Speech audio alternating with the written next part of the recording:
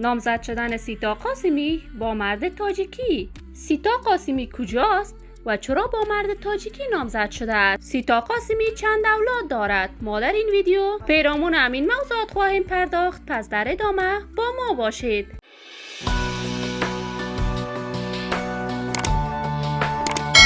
سلام، شما را خوش آمدید میگم به کانال دنیا اینفو.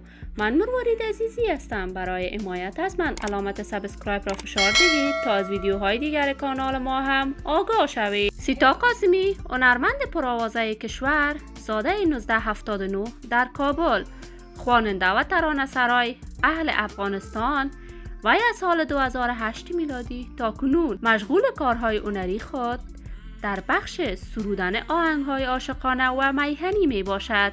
سیتا قاسمی مانند هزاران افغانی دیگر بعد از شروع جنگ‌های داخلی در سن 5 سالگی به کشور پاکستان رفت و بعدها به کشور آلمان مهاجرت کرد. سیتا قاسمی در سن 16 سالگی با مرد 45 ساله از خویشاوندان خود ازدواج کرد و این ازدواج وی ناموفق بوده و طلاق گرفتند.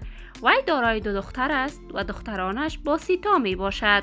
سیتا قاسمی در ابتدای کارهای هنری خود به صورت ترانه نویس با هنرمندان کشور همکاری می کرد، اما پس از مدت وی با ولی اجازی اولین آهنگ خود را سرود و در میان مردم به اوج شهرت رسید. سیتا قاسمی آهنگهای به زبان پشتو و دری سروده، ولی یگانه هنرمندی است که رقیب خود هیچ کسی را نمی‌داند و هیچ زمانی با هنرمندان دیگر در جنگ و دعوا نبوده است. سیتا قاسمی مدت 1 سال می شود که با هنرمندان تاجیکی آهنگهای جورایی می سراید و همکاری دارد.